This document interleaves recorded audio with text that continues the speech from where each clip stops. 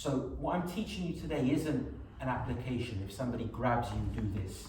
If somebody holds you here, do this. I'm teaching you a principle, a way of moving which you can then try to apply in different situations. Now, when we're grabbed, when we're locked, as I was explaining yesterday in yesterday's class, our mind goes straight away to the point of pain or the point of being grabbed. Yeah? It's just natural. Your mind gets sucked in like a hoover to that point of contact, or the point where if you're being put in a lock where it hurts. And the trick is to try and take your mind away from that point that the grab is happening, the seize is happening, the lock is happening, because that's literally the only place where you are not free to move. Everywhere else you are free to move. Yeah? So I'm going to use Matt just to help him get back into the flow of things. Let me take my watch off. So, very basic hold.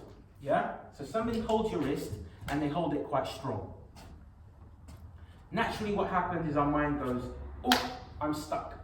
And they're either fighting, and whoever's stronger wins, and the person who's grabbed you is usually stronger because they've got gravity. If they hold it like this, they've got gravity on their side, they can just pin it down, and you're having to fight or you're having to pull, and giving your partner all of these ways they can catch your center and throw you. But if he grabs as hard as he can, and my mind doesn't go to the point where he's holding, for example, I'll go to my elbow, I might have some freedom there. I'll move here so you can see. I might have some freedom here to move. Yeah? Straight away I've got freedom here to move, and then he has to readjust his grip to stop that freedom. Yeah? Okay, fine, I can go to my shoulder. I've got freedom here to move. Yeah?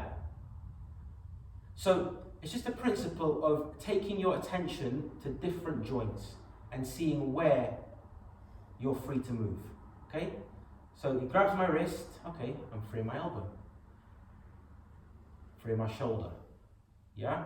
Now let's say he grabs with both hands, up here as well, he grabs like this, so the whole arm is seized. So I've got no freedom in my wrist, I've got no freedom in my elbow, I've got some freedom in my shoulder, but if he starts to seize it up, it's difficult. Fine, what's the next point I can look for freedom? In my hip. So I can just release this way.